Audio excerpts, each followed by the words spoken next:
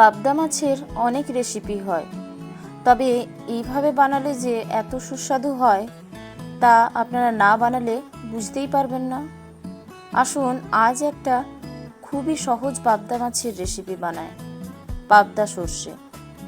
নমস্কার, আমি শ্বেতা। আমার রান্নাঘরে আবারও আপনাদের একবার স্বাগত জানাই। আজ আমি আপনাদের বানিয়ে দেখাবো পাবদা সর্ষে।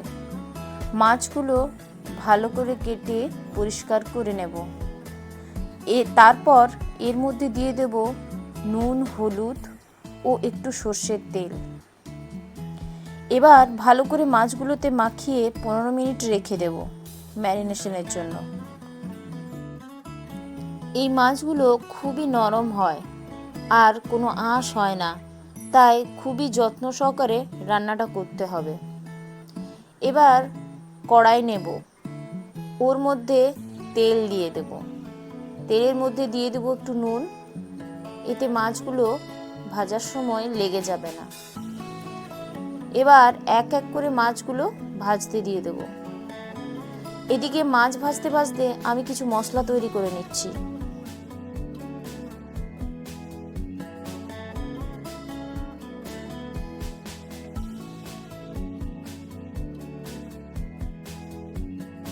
একটা টমেটোকে পেস্ট করে রেখে নেব, আর একটু সর্ষে, 1 চামচ পোস্ত, কাঁচা লঙ্কা আর 4-5টা কাজু দিয়ে পেস্ট করে নেব।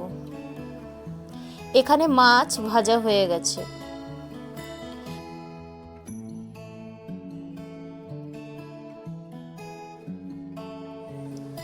এখানে মাছ ভাজা হয়ে গেছে। এবার যে তেলটা ভাজার পর বেঁচে গেছে তার মধ্যে 5 ফোড়ন আর একটা শুকনো লঙ্কা দিয়ে দেব। এরপর দিয়ে দেব টমেটো পেস্ট আর ভালো করে ভেজে নেব। টমেটো পেস্ট ভাজা হয়ে গেলে দিয়ে দেব সর্ষে পোস্ত বাটা। উপর থেকে দিয়ে দেব নুন ও হলুদ পরিমাণ মতো। একটু ভালো করে মিক্সড করে দিয়ে দেব জল।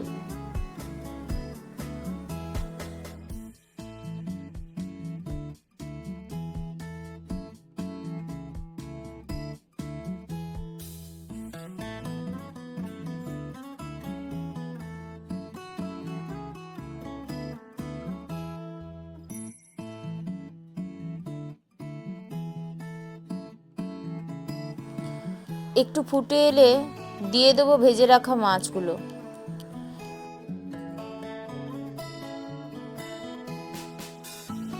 একটু ফুটে গেলে দেব উপর থেকে কাঁচা সর্ষের তেল।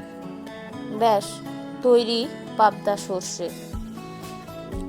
তাহলে দেরি না করে আপনারা ঝটপট বানিয়ে ফেলুন এই রেসিপিটা, আর কমেন্ট করে জানান কেমন হয়েছে এটা খেতে। রেসিপিটা ভালো লাগলে শেয়ার ও লাইক করতে ভুলবেন না, আর পরের রেসিপিটা দেখার জন্য চ্যানেলটা সাবস্ক্রাইব করে রাখুন। তো আজ এখানেই শেষ করলাম, আবার আসবো একটা নতুন রেসিপি নিয়ে।